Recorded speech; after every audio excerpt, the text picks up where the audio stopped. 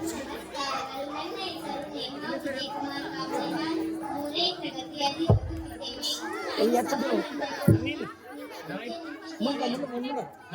ಇಂದು ನಾನು ಸೌರಮಂಡಲ ಆಗಿ ನಿಮ್ಮ ಮುಂದೆ ನಿಂತಿದ್ದೇನೆ. ಸೌರಮಂಡಲ ಎಂದರೆ ಸೂರ್ಯ ಮತ್ತು ಅವನ ಆಕರ್ಷಣಾ ಶಕ್ತಿಯಿಂದ ಸುತ್ತುವ ಎಲ್ಲಾ ಗ್ರಹಗಳು, ಚಂದ್ರಗಳು, ಇತರ ಅಂತರಿಕ್ಷ ವಸ್ತುಗಳು ಸೇರಿ ಇರುವ ಒಂದು ಕುಟುಂಬ.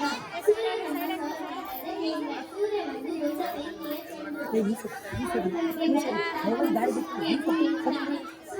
ಸುತ್ತಿಕೊಳ್ಳುವ 5 ಗ್ರಹಗಳು ತಮ್ಮ ತಮ್ಮ ಕಕ್ಷೆಗಳಲ್ಲಿ ತಿರುಗುತ್ತವೆ. ಸೂರ್ಯನಿಗೆ ಅತಿ ಚಿಕ್ಕ ಗ್ರಹ. ಇಲ್ಲಿ ತುಂಬಾ ಬಿಸಿ ಮತ್ತು ತುಂಬಾ ಚಳಿ ಇರುತ್ತದೆ. ಶುಕ್ರ ಭೂಮಿಗೆ ಹತ್ತಿರದ ಗ್ರಹ. ಭೂಮಿಯಲ್ಲಿ ನಮ್ಮ ಮನೆ, ಗಾಳಿ, ನೀರು, ಮಣ್ಣು ಮತ್ತು ಜೀವಿಗಳು ಕೂಡ ಇದೆ. ಭೂಮಿಯಲ್ಲಿ ಮಾತ್ರ ಜೀವನ ಸಾಧ್ಯವಾಗಿದೆ. ಮಂಗಳಕ್ಕೆ ಗ್ರಹ ಎಂದು ಕರೆಯಲಾಗುತ್ತದೆ.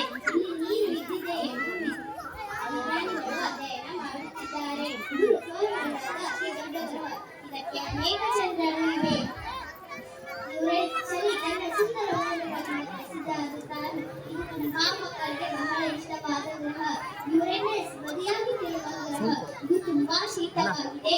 ನೆಪ್ಟ್ಯೂನ್ ಸೂರ್ಯನಿಗೆ ಅತಿ ದೂರದ ಗ್ರಹ. ಇಲ್ಲಿ ಬಲವಾದ ಗಾಳಿಗಳು ಬೀಸುತ್ತವೆ.